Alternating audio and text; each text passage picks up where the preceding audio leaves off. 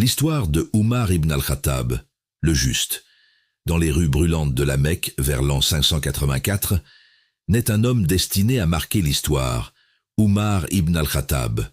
Grand, respecté, redouté pour son caractère ferme, il est connu pour son éloquence et sa force.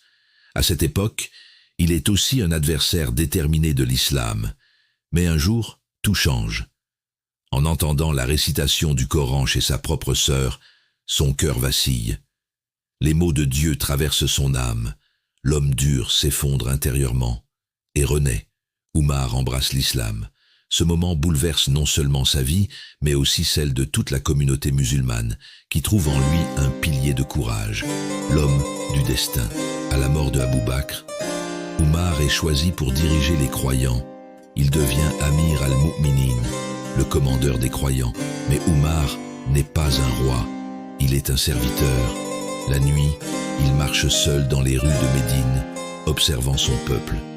Il cherche les pauvres, les oubliés, les affamés. On raconte qu'il portait lui-même des sacs de nourriture sur son dos, refusant que quelqu'un souffre sous son autorité. Le conquérant juste. Sous son règne, les armées musulmanes avancent comme une vague puissante.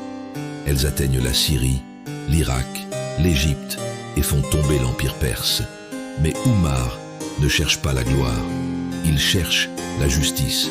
Dans chaque terre conquise, il impose des règles, protéger les populations, garantir la justice, éviter l'injustice. Il construit un État organisé, avec des lois, une justice équitable et une gestion rigoureuse. Un cœur humble, une justice immense. Malgré son immense pouvoir, Oumar vit comme un homme simple. Ses vêtements sont rapiécés, sa maison est modeste, son cœur, lui, est immense. Il dira un jour: « Si un chien meurt de faim au bord de l'Euphrate, je crains qu'on me demande des comptes devant Dieu. » Cette phrase résume tout. Sa responsabilité ne s'arrête pas aux hommes, mais englobe toute la création. Le dernier souffle. Un matin, alors qu'il dirige la prière à Médine, le destin le frappe. Un homme l'attaque. Gravement blessé, Oumar tombe. Il sait que sa fin approche.